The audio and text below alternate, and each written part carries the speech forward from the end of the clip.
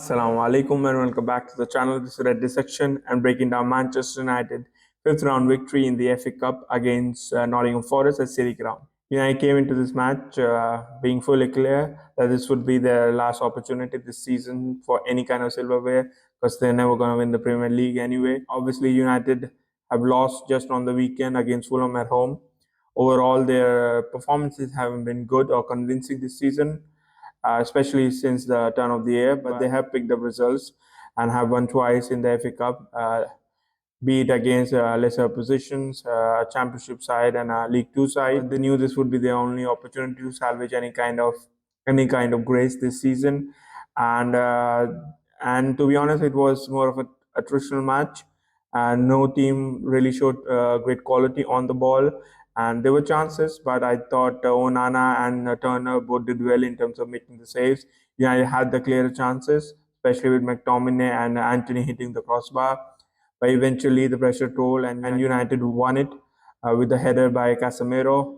Good delivery into the box by Bruno Fernandes for once, and Casemiro put his head where it hurts and sacrificed his own safety in terms of getting into the deep end, and eventually got that goal for United. In terms of statistics, obviously overall United had 60% of the ball. They had almost 200 more passes.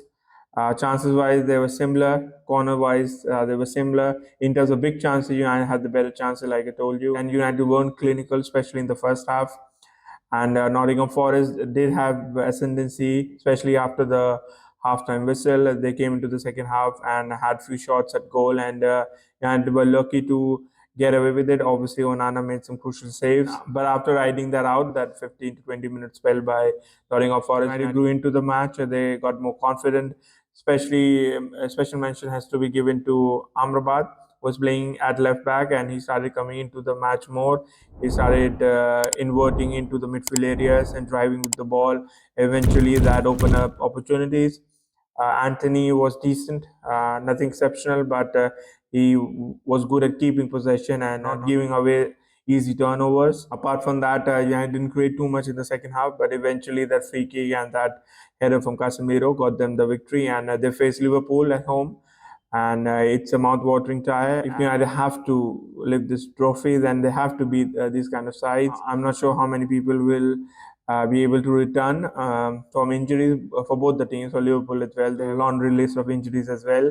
So it remains to be seen. But there, obviously, young players have done exceptionally well over the last week or so. The Carabao Cup final and a 3-0 victory against Southampton last night. So it'll be an interesting match. It's at Old Trafford. The pressure is all on United because United haven't done well at Old Trafford this season. Obviously, the performances haven't been anything to shout home about, but a result is a result, and in knockout stage, it's all about the result. And let's wait for Liverpool to come at Old Trafford in the next round. Play ratings, obviously, Andre Onana is one of the men of the match. I thought he was good in terms of his shot stopping. Distribution was all right as well, but I was impressed in terms of his handling of the ball. He was parrying away shots away from the dangerous area.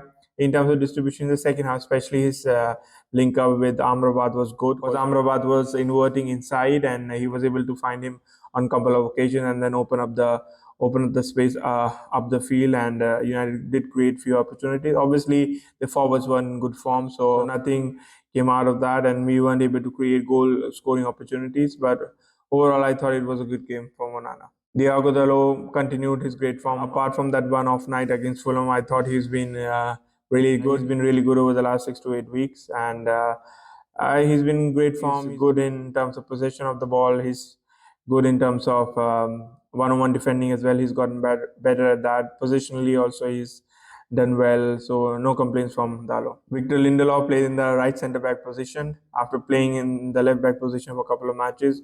I thought he did well in terms of his physical battle with Avoni. I thought he did well. He wasn't outstripped for pace a lot of the times. He was smart enough not to get embroiled in that kind of fisticuffs. So I thought he did well. On the ball also, he was all right. So a good performance from Lindelof. Rafael Varane was playing that left centre back position. He looked comfortable. Somehow he seems more comfortable on the left hand side, especially with the ball. It's a weird thing because on the right hand side he really seems crammed up for space, especially on the right flank. Defensively, also he did all right. Against Fulham, he was tormented by Muniz, so this was a bit of a redemption for him, and he did well. Amrabat had a torrid start. I think a couple of runs that Origi made, uh, he looked sketchy at best, and it looked like he could have a long night. He made couple of back passes, this time couple of passes to Lindelof, and it created opportunities on the counter attack for Nottingham Forest. But we survived that. He survived that, and eventually he got into the match. I thought he did well in terms of his measured passing. He was good at inverting and giving options to the center back as well as Onana. Eventually, in the second half, he got more confidence, started to drive with the ball, finding that important space. He was the spare man in midfield, and I thought he was going into the match. Later on, he was shifted to the right back position. So I thought he did well, and a good performance for Amrabat. Casemiro obviously got the winner, so extra point for that. Obviously, he's an experienced player. He's a clutch player. He's a big time player, and he delivered again.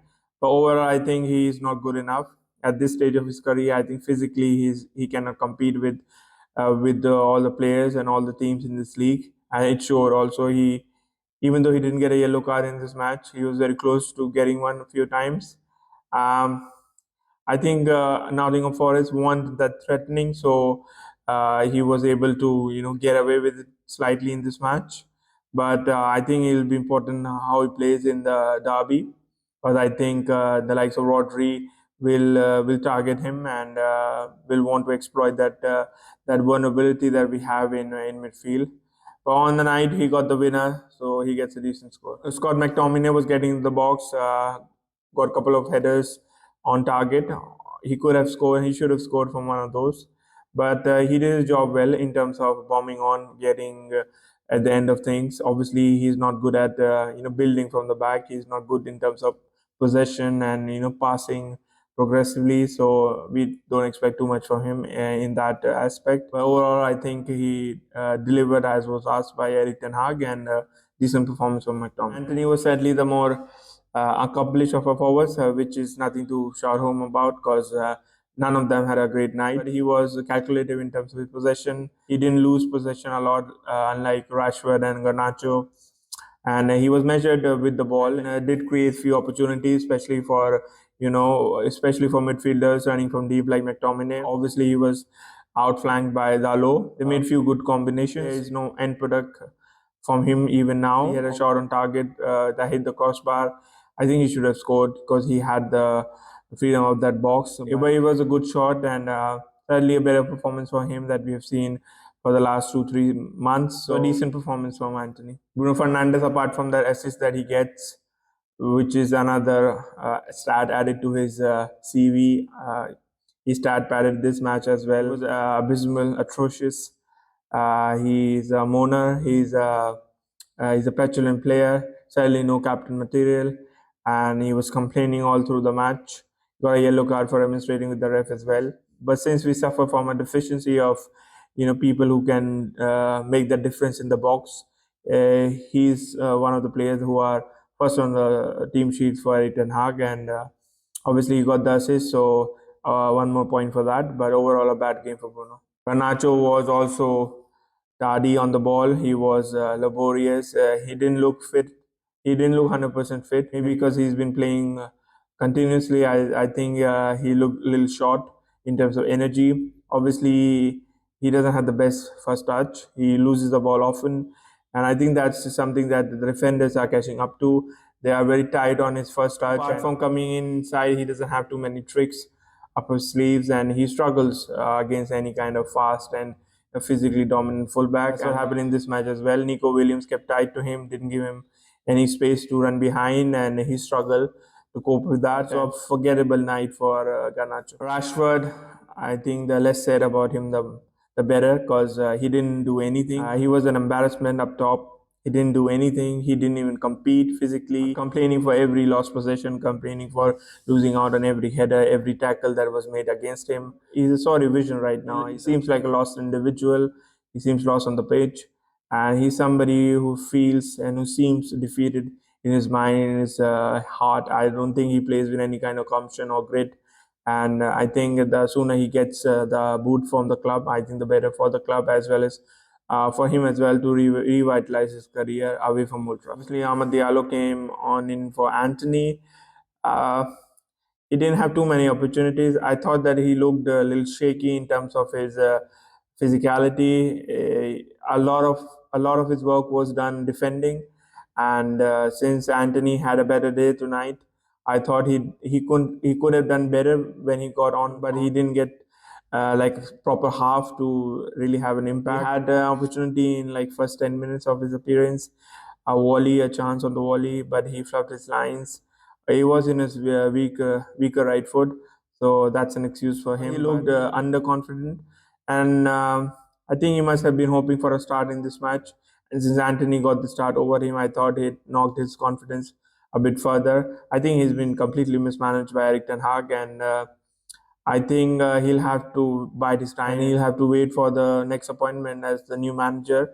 Might find him might appreciate him more and give him more opportunities. So I don't want to be too harsh on him. And he was all right. Johnny Evans came on in late in the 94th minute. He just had to, see the game off, and he did that appreciably well. As that the experience, that composure, and Nottingham Forest didn't have too many threats. They were trying to lump the ball in the box, and it was easily cleared by Evans and company. So a decent outing for Evans. Kobe Mano came on late for Amrabat. Didn't have much to do. Just kept the shape well. Kept the ball well in the far corner just to kill time. Well, I think that's important rest for Kobe Mano because he'll be important in the derby. If United have to do anything, he'll have to be on top of his game, especially against the midfielder Rodri and De Bruyne. So I'm looking forward to how he performs in the derby. I think he's somebody who likes the challenge, and I think he could have a good game, even though United are underdogs and would do well not to get humiliated on the day. But I'm looking forward to Maino's performance against City. Ten Hag, I didn't think he did anything different. I think he got away with it. This is what happens after you get exposed in one of those matches, like like he did against Fulham.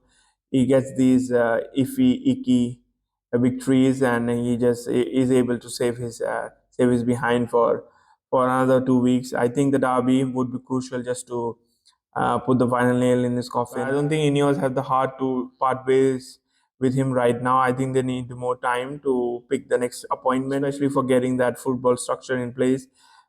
Obviously, the likes of Ashworth have been mentioned. So until they are able to finalize that, I don't think they'll be looking to make any change in terms of managerial position at Old Trafford. So this match was nothing new.